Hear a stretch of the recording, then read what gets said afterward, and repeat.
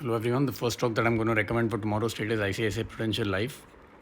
Now, if it opens above tomorrow's pivot of 447, I would recommend you to buy it when it goes above 450, which as you can see is the point of intersection of the primary resistance line connecting the swing highs with the candle, and exited at 474, which as you can see is the base of the supply zone. Now, this is a positional recommendation, so I'll suggest that you hold it for about a week. And this should give you a return of about 5%, as you can see from here. The warning that I'm going to give you is that if it opens below 440, which as you can see is close to the 5-period EMA, and goes below 430, which is the 21 EMA, I would suggest that you avoid any positional trade on this stock. So let's move on to the next. I'm going to suggest Ramco Cements, and this is again a positional trade. If it opens above its pivot of 691, I would suggest that you buy it when it breaks above its 200 EMA of 693 and exited at 720. Now, why am I saying 720? Because as you can see, this is the 61.8% Fibonacci retracement of the January high of 884 with the March low 454, which as you can see, there's a difference of almost 60% in that. And this is going to form a very important resistance for the future upward movement. So this again should take you about a week if you do enter this at these levels, and as you can see, it will give you a return of around 4%. It's pretty decent. Now the warning that I'm going to give you is that if it opens below 678, which as you can see is a 5-period EMA, and it goes below 668, which is the 10-period EMA, you should avoid any positional trade on this stock. This is going to give a pretty bearish signal.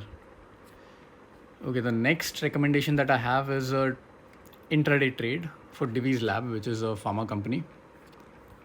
If it opens above its pivot of 2360 tomorrow, I would suggest that you buy it at 2376, which as you can see is roughly equal to the peak of the secondary supply zone, and exit this at 2400, which as you can see is the base of the primary supply zone. My warning to you is that if it opens below 2310, which as you can see here is roughly equal to the base of the auxiliary supply zone, which is formed with this candle, and it goes to the levels of 2260, which is the 10-period EMA, I would suggest that you avoid this for intraday trading. The next recommendation that I have is again an intraday recommendation, and this is for IndiaMart. Now this is an online aggregator or marketplace for goods, generally from the wholesaler's perspective. So it's kind of like an Alibaba for India. So my recommendation is that if it opens above its pivot of 2390, you should buy it when it goes above 2440 and exit at 2500. Now again, why am I saying 2450? Because as you can see, this is roughly equal to the point of intersection of the primary resistance line, which is connecting the swing highs with the candle, and 2500 is the base of the primary supply zone. So if it breaks out over this resistance line, it's very likely that it'll go up to the, at least up to the base of this supply zone. And this is a return of around 2% in one day, which is pretty decent. A warning that I'm going to give is that if it opens below its pivot of 2390 and breaks below 2320, which as you can see here is roughly equal to the base of the secondary supply zone, there is a chance it can move towards the lower level EMAs, which are near 2200. So it's going to be pretty bearish, and then it's better to avoid this stock for intraday.